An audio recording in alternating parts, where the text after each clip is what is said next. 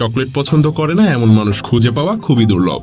সবার কাছে লোভনীয় এই চকলেট খাওয়ার প্রচলন শুরু হয় 1750-এর দিকে। প্রথম দিকে চকলেট ঔষধ বানাতে এবং বিভিন্ন ধর্মীয় আচার অনুষ্ঠানে ব্যবহার করা হতো, আর এখন সারা পৃথিবী জুড়ে সেই চকলেট খাওয়া হয় মিষ্টি জাতীয় নয়ন জোড়ানো লোভনীয় খাবার হিসেবে। প্রতি বছর সারা বিশ্বে 3 মিলিয়ন টন চকলেট উৎপাদন করা হয়।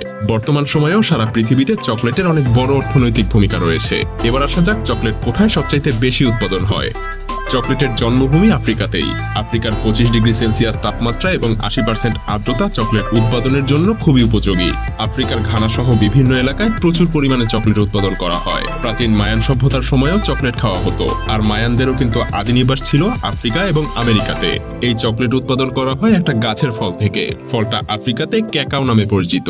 ক্যাকাও আফ্রিকাতে বেশি জন্মে কারণ আফ্রিকার ভৌগোলিক অবস্থান এবং তাপমাত্রা ক্যাকাও গাছের জন্য বেশ উপযোগী। যদিও ক্যাকাও গাছ বেশ সংবেদনশীল, কিন্তু এই ফলগুলোর বোটা বেশ শক্ত এবং পেকে সহজে পড়ে যায় না, দেখতে অনেকটা পেঁপের মতো।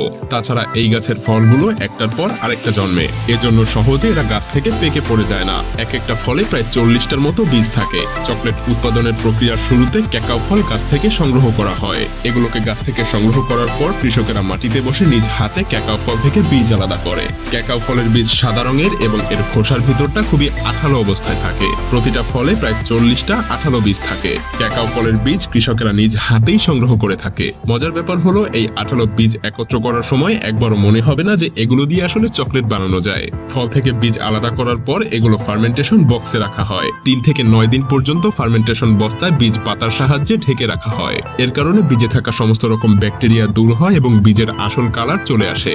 এরপর ফার্মেন্টেশন করা ক্যাকাও বীজ রোদে ভালোভাবে শুকানো হয় যাতে গন্ধ এবং রঙে পরিবর্তন আসে। শুকানোর পর ক্যাকাও ফলের বীজগুলো পুড়িয়ে তৈরি করা হয় কোকো বিন।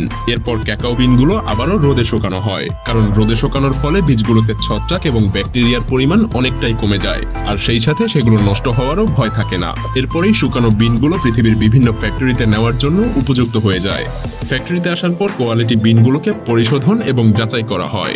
এরপর বিনগুলোকে উপযুক্ত আকারে মেশিনে কেটে ফেলা হয়। সবগুলো বিনের আকৃতি প্রায় সমান করে নেওয়া হয় যাতে করে চকলেটের আকারে আর কোনো পার্থক্য না থাকে। এরপর বিনগুলোকে মেশিনে রোস্ট করা হয়। ফোল্ডিং মেশিনে রোস্ট করার কারণে বিনে থাকা পানির পরিমাণ 7% থেকে 1%-এ নেমে আসে।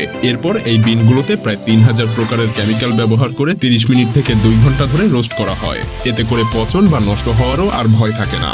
ঝরঝরে বিনগুলো পুনরায় মেশিনে দেয়া হয়। ভাইব্রেশন মেশিনে যখন বিনগুলোকে দেয়া হয় তখন বিনের খোসা থেকে বিনের বীজ বা নিব আলাদা হয়ে যায়। এবার কোকো নিব থেকে মেশিনে গাঢ় বাদামি রঙের কোকো পেস্ট তৈরি হয়, আর এই গাঢ় বাদামি রঙের কোকো পেস্ট চকলেটই স্বাদে গন্ধে ভরপুর হয়ে ওঠে।